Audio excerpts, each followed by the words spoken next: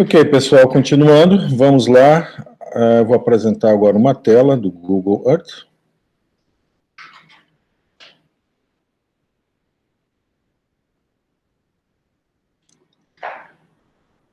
Vamos ver se entrou aí.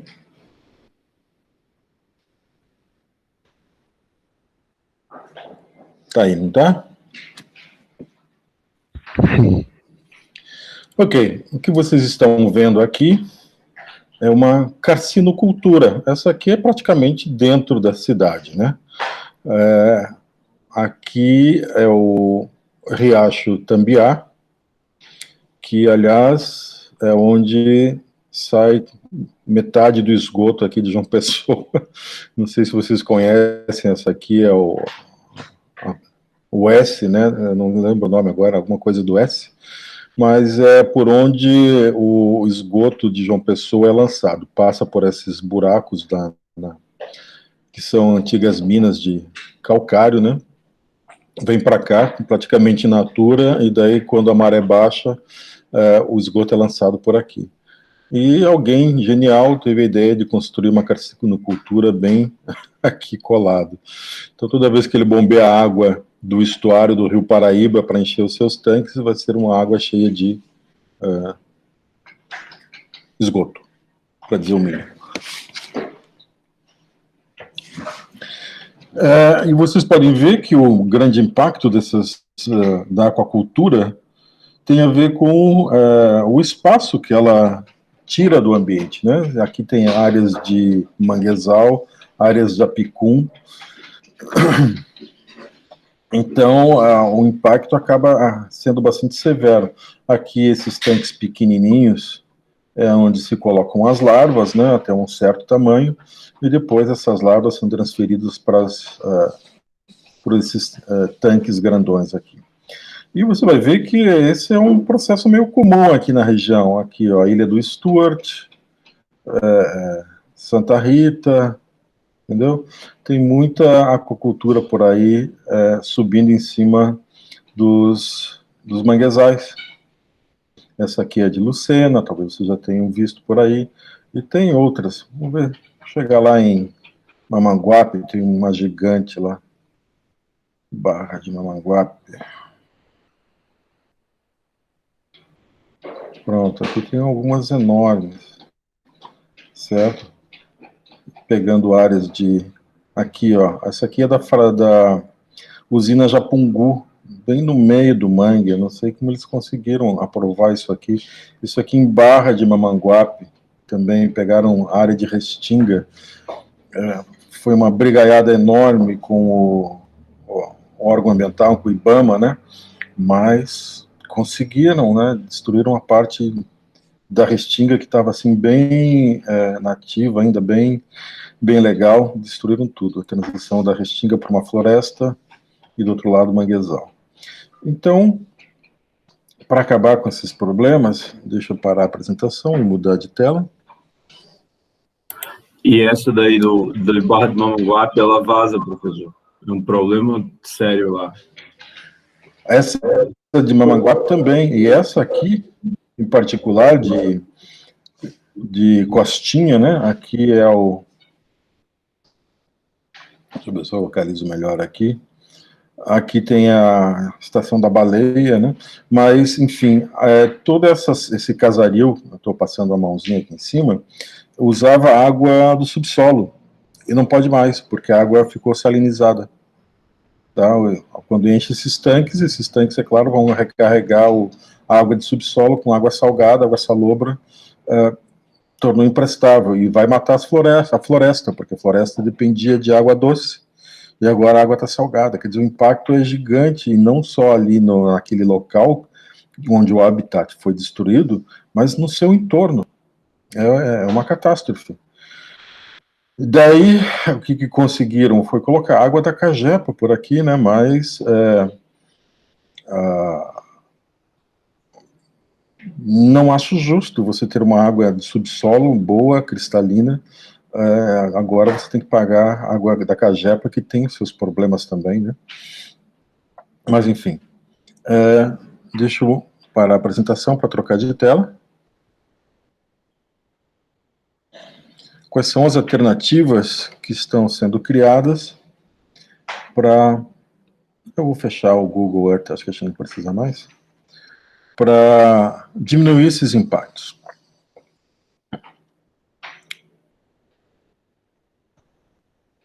Uma janela. Oceano Geral 2. Permitir.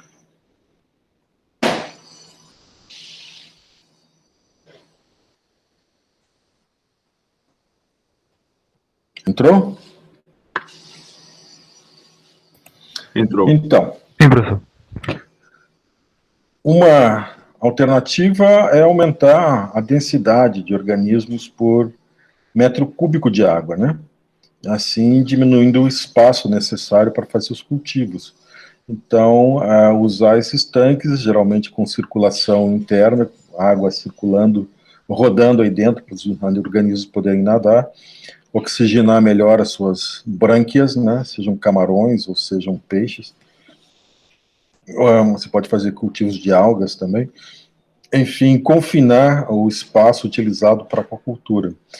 Uma outra alternativa, a imagem de baixo, é você usar espaços abertos. Aí começam os outros problemas. Inclusive, a Paraíba aqui tem experiência com tanques suspensos como esses daí, embora os utilizados aqui eram retangulares, né? Mas, enfim, aliás, a experiência aqui na Paraíba teve um final um pouco anedótico, porque isso foi no final dos anos 90, existia um centro, um núcleo, na realidade, na UFPB, chamado NEPREMAR, e esse NEPREMAR estava levando essa tecnologia de tanques suspensos para as tribos lá da Baía de Mamanguape, certo? E ensinando os índios a cultivar camarão nesses tanques, porque o que estava acontecendo? Chegava um barão lá e dava uma grana para os índios desmatarem, e ele fazia o tanque, dava uma participação para os índios, eventualmente, não sei como é que era o acordo, e assim o manguezal estava indo embora, estavam destruindo o manguezal.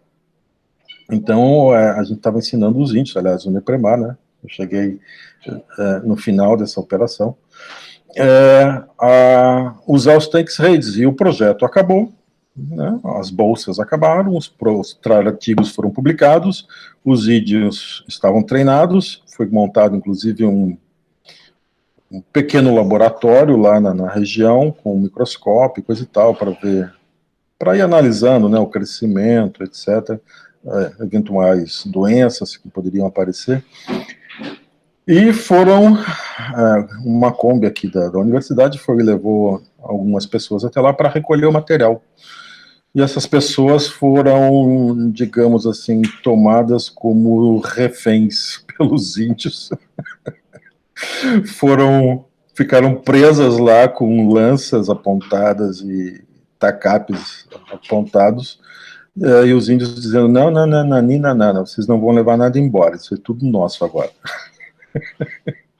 Ficaram uns 2 dias lá, convivendo com os índios, muito bem tratados, é claro, todos se conheciam pelo nome, né? Mas acabou que os equipamentos ficaram por lá mesmo, não saiu de lá.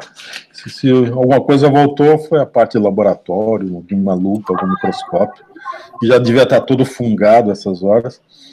Enfim, as redes ficaram por lá. Ô, professor, diga. Nessa imagem de baixo aí, esse caso aí não atrai predadores, não? Já que tem uma grande concentração de alimento.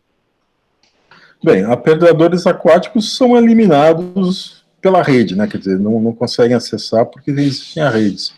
Alguma ave, sei lá, um martim pescador, sei lá, alguma coisa assim, algum pato, pode ser, mas o impacto seria muito pequeno de qualquer forma. Eu lembro do meu pai que tinha um tanque no sítio dele, onde ele criava carpas, uns 3 tipos de carpas diferentes. De vez em quando aparecia uma lontra, aparecia martim pescador sempre, alguma garça, e disse, não, essa é a taxa da natureza, tudo bem. infelizmente, outros criadores ali por perto não tinham essa noção, né? Ele passava fogo mesmo, atirava em tudo que se chegasse perto dos peixes dele. Meu pai era diferente. E era legal porque ele tinha pena de matar os bichos. E uma bela vez a gente tirou uma carpa de lá, de dentro d'água, tinha mais de 20 quilos. Era o tamanho de um leitão, assim, enorme. E meu pai todo triste, mas para isso que ele estava cultivando, né? O peixe estava lá. Era de estimação. Quando ele chegava perto da lagoa, os bichos já vinham pegar o capim e alguns grãos que ele arranjava para alimentar os bichos. Né? Era uma relação antiga. Mas, de qualquer forma, os peixes ficaram muito além do peso comercial, né? A gente teve que cortar na metade para pesar e ainda assim a balança ia até o final, só ia até 10 quilos, então devia ter mais de 20 quilos. Mas, enfim, voltando. Esse tipo de construção de cultivo que vocês estão vendo na imagem de baixo tem suas vantagens e desvantagens. Você precisa entrar com menos aeração, certo? A aeração é da própria água que está passando por ali. A qualidade da água tende a ser melhor, inclusive se for organismos que comem plâncton, pelo menos em alguma fase da vida, né? Boa parte do alimento seria fornecido pelo próprio plâncton que passa por aí. Só que, quando você concentra uma grande população, imaginar de peixes aqui, você vai jogar ração. Uma parte dessa ração não vai ser consumida, vai para o fundo. E existe uma grande quantidade de fezes que fica no fundo. E o resultado que o assoalho do estuário embaixo dessas construções acabam uma paisagem assim morta, é uma paisagem negra com alguns, eu já mergulhei em alguns lugares assim, com alguns fungos que parecem umas teias de aranha, é um negócio assim meio sombrio, não aparece peixe, acho que nem vermes, tipo tubifex, enfim, é morto, a diversidade e a biomassa muito pequena, é um ambiente assim bem impactado embaixo dessas áreas. Então, existe essa dificuldade. Se fosse, dependendo da circulação da baía, esse problema fica reduzido, porque, como dizia um velho ditado alemão, bem espalhado também é limpo, né? Então, se tivesse uma maior área de diluição dessa poluição, ficaria legal. Mas daí implica também em estruturas mais fortes, mais resistentes para aguentar as correntes de maré, as ondas que podem vir pela baía, pela boca da baía. Acaba ficando bem mais caro o quilo do que quer que você esteja criando aí. Então, uma das soluções que está ainda no começo da sua vida, né, é o cultivo em mar aberto, certo? Essa estrutura aqui que vocês estão vendo tem a vantagem de não ficar na superfície, quer dizer, quando tiver ondas de tempestade, coisa e tal, lá no fundo está tudo tranquilo, a agitação é pequena, a estrutura não vai sofrer muito estresse mecânico, etc., e você consegue, inclusive, gerar uma certa automatização. Você, dentro dessa coluna, né, na imagem da direita aí, você vê que tem estoque de ração, que você pode programar a liberação de ração para os peixes no tempo e na quantidade que você desejar. Vai mudando à medida que os peixes vão aumentando de tamanho, vão comendo cada vez mais com mais frequência. Tem uma parte que é o water ballast, que é o lastro de água, para fazer a estrutura chegar na superfície ou chegar no fundo. Esse modelinho aqui tem umas hélices para impulsionar para algum lugar. ou você pode trabalhar com elas ancoradas no fundo. Enfim, existem várias possibilidades. E já está em experimentação, essa é uma estrutura pequena, né? E aí, veja só, com um volume de 3.000 metros cúbicos, que é muito pouco, na realidade, você gasta 110 mil dólares. Se colocar em reais de hoje, Ave Maria. Então, é uma tecnologia pouco acessível, tem que ser para peixes que têm um altíssimo valor agregado para que você justifique. Ela tá, a imagem está um pouco, o texto perdeu a formatação, passando do Windows para o Macintosh aqui, mas não tem importância, dá para vocês terem uma ideia aí da escala e de como seria a visão real de uma estrutura dessas, né? Existem outras alternativas, que você começa com uma estrutura pequena, essa estrutura geodésica, e à medida que você vai vendendo os seus peixes, você vai comprando mais peças e vai aumentando o volume dessa esfera, e você pode começar aí com 23 dólares por metro cúbico, também pode ser um pouco salgado para, digamos, para um empresário aqui do Brasil. Leva muito tempo para se pagar, você vai ter que ter algumas safras aí só para pagar a estrutura antes de começar a ganhar dinheiro. E a gente sabe que o empresário, ele sempre tem pressa de ganhar dinheiro, né? Não pensa muito a longo prazo. Bem, o problema dessas estruturas é a mão de obra. Enquanto aquelas fazendas que a gente viu aqui, João Pessoa, Santa Rita, etc., as pessoas que trabalham lá são analfabetas ou semi-analfabetas, têm um salário mínimo ou menos que isso, que tem que fazer de tempo em tanto tempo e colocando a ração nos tanques. Deve ter um técnico supervisor com terceiro grau para ver a qualidade da água, se tem oxigênio suficiente, se os animais estão ficando doentes, etc. Se tiver pouco oxigênio dissolvido, tem que ligar os aeradores, mas, enfim, o grosso da mão de obra é de não técnicos, né? São pessoas sem nenhuma instrução, praticamente.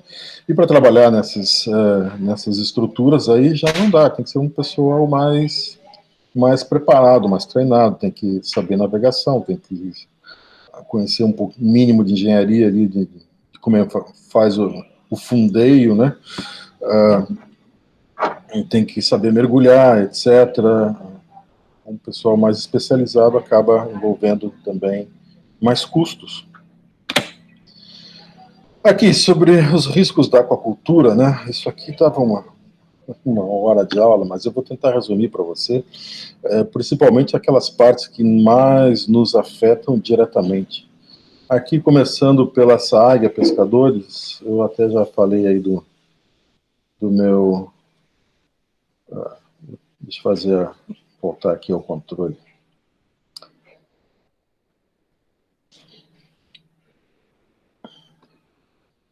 Né, que é a competição com espécies silvestres, né, que podem eventualmente dar uma grande baixa no seu, se for em grande número, uma grande baixa no seu cultivo, mas os cultivadores não têm conversa, não. Eles passam fogo, envenenam, dão um jeito de se livrar das espécies nativas, sejam espécies aquáticas ou aves, por exemplo, né? Outro problema relacionado com cultivos é a introdução de doenças não nativas, e aconteceu no Brasil com a carcinocultura. Por um tempo, a carcinocultura do Brasil estava na sua fase de ouro, qualquer mini barão aí, meio classe média, já estava comprando áreas de mangue para fazer cultivo, porque estava realmente bombando, isso lá na década de 80, 90.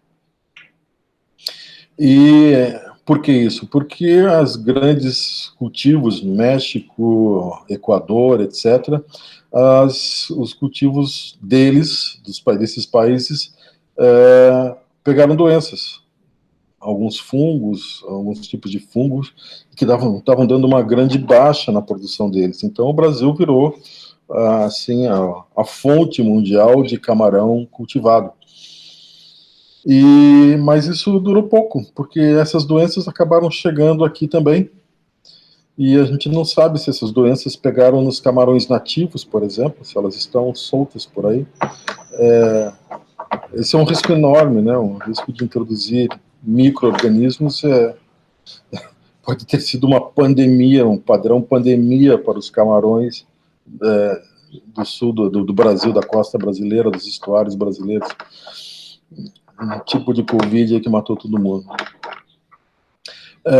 Outro impacto é que a gente imagina, a princípio, que o cultivo de espécies marinhas vai liberar a pressão da pesca sobre os estoques no oceano.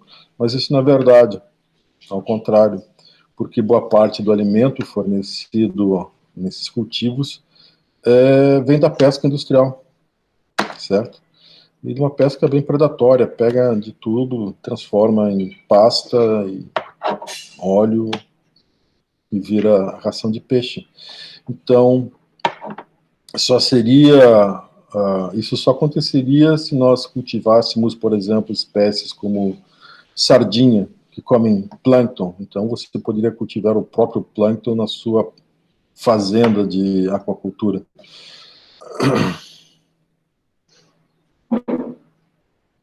Tudo bem, eu entendo. Vai lá, Tiago.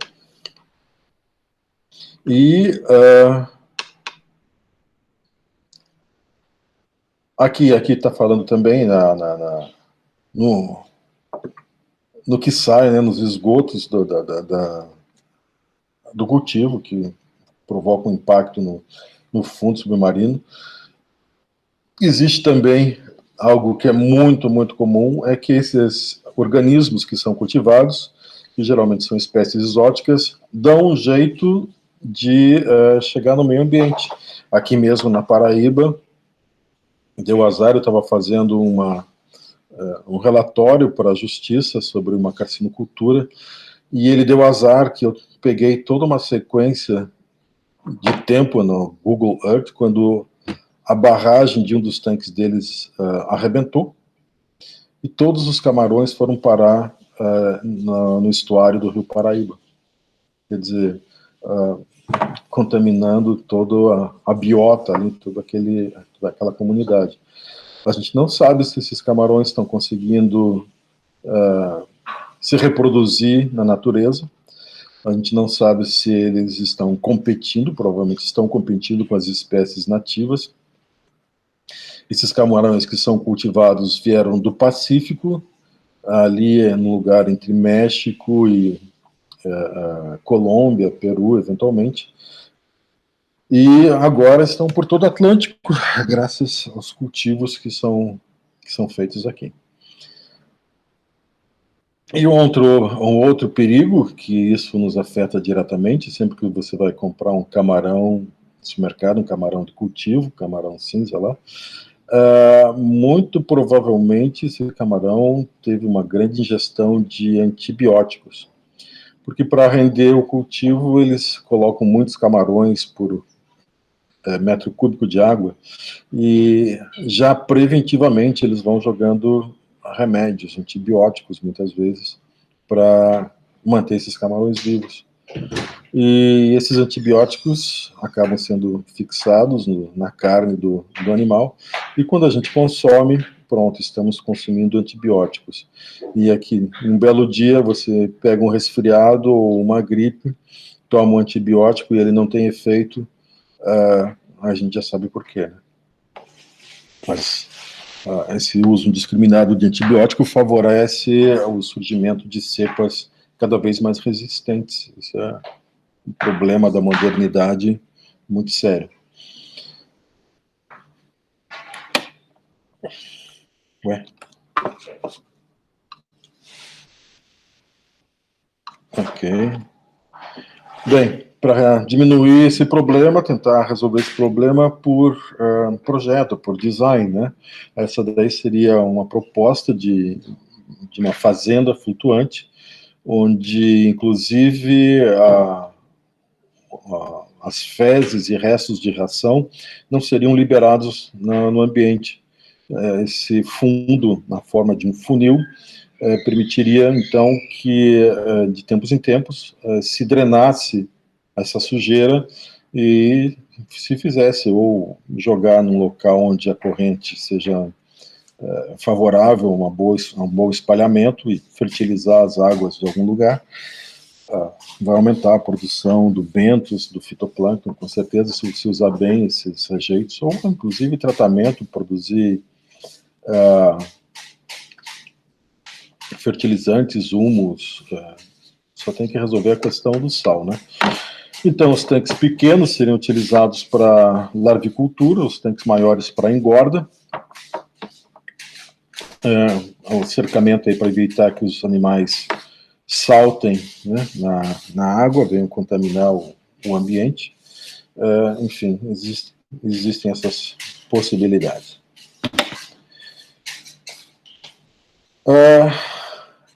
Então, eu não sei se vocês já embarcaram em algum barco ou navio, mas um grande problema do desenho tradicional do navio, que tem aquela proa aberta, né, é que toda vez que você bate na água, o navio quase que para. Da minha experiência, assim, o navio treme todo, as coisas começam a sair do lugar. Toda vez que essa espuma começa a sair lá na frente, é porque o barco está dando porrada nas ondas. E isso envolve um consumo de energia altíssimo. O motor está trabalhando lá em plena potência, mas ele embala um pouquinho e bom, freia. Embala um pouquinho e bom, freia. Então, para resolver isso, os suecos, um armador sueco, construtor de barcos, né, resolveu, não, vamos fazer uma proa diferente. Em vez de a gente brigar com a onda, a gente vai passar através dela. E é desse barco, desse navio vermelho ali. Vocês já devem ter visto quando aconteceu o acidente com petróleo no Golfo do México, já tinha alguns navios com esse tipo de proa lá fazendo a coleta do petróleo e tentando remediar a situação. Então, daqui para frente é bem possível que os navios mudem um pouco do seu desenho, e isso só para exemplificar a capacidade de inovar em algo que era assim tradicional, eu diria já milenar, né, no desenho dos barcos. Pum, vamos fazer um barco diferente que resista menos às ondas. E só aí já deu uns 15% de economia de combustível. Existem outras experiências. Vocês já viram aqueles kitesurfs na praia, provavelmente? Então, estão colocando kites gigantes em navios cargueiros, de forma experimental, para diminuir o consumo de combustível. Tem lá um vídeo no YouTube, eu não vou entrar muito nesse assunto agora, chamado Transporte Marítimo e os seus impactos. Vocês vão ver que não é nada desprezível. Então, tem gente trabalhando nesse assunto, inclusive colocando navios cargueiros com velas enormes, além de pipas, enfim. Estão tentando, né, diminuir a pegada do transporte marítimo. Mas, pegando essa gancho do design, para onde está indo esses cultivos em mar aberto? Eu vou ver se passa esse filminho aqui agora. Acho que está indo. Eu acho que vai ficar sem som para vocês. Mas, enfim, esse é um projeto dos descendentes dos vikings, lá, os noruegueses, dinamarqueses, agora não tenho certeza, mas de uma fazenda de peixes, de uma aquacultura para mar aberto. E o mar deles é um mar mais, assim, revolto, né? Um mar mais difícil. Então, para começo de conversas, as estruturas têm que ser flexíveis para não quebrar, certo? É o jeito que existe. Aí vocês têm uma ideia do tamanho, tem um heliporto em cima, aí tem alojamentos, refeitório, tem câmaras frigoríficas para o pescado, enfim, tem várias, a fábrica praticamente aí nessa parte maior aí. E aqui estão os containers, aliás, as redes, né? As redes são inteligentes, digamos assim, elas procuram o local onde o peixe se sente melhor em relação à luz, preferem mais fundo quando é dia, mais no raso quando é sol. Os peixes podem predar sobre o zooplâncton, se você programar as redes para fazer esse mesmo movimento do plâncton. Quando chega a hora de dar ração, as redes vão lá e acoplam sozinhas nos seus acoplamentos. Aí vocês têm uma ideia da escala, do tamanho dessas redes, certo? Para produzir muito arenque, muito cod. Aí chega o dia do abastecimento e levar o pescado para terra firme. Chega um navio. As redes percebem a aproximação do navio.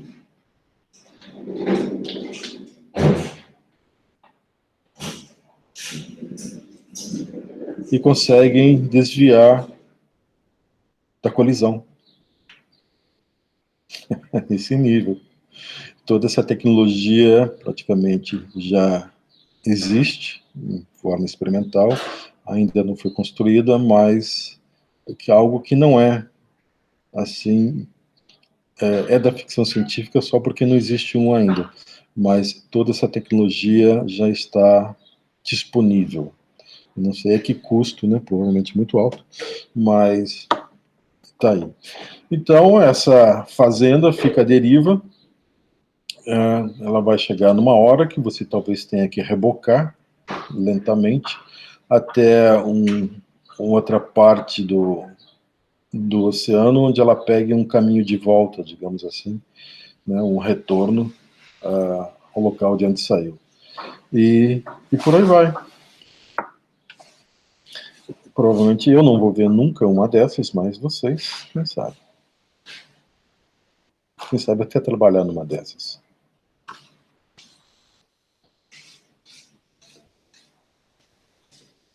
Vamos ver se eu ainda tenho controle. Tenho não.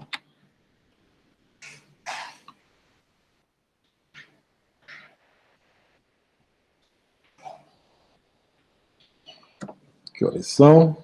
Gente, vou dar uma avançada rápida aqui.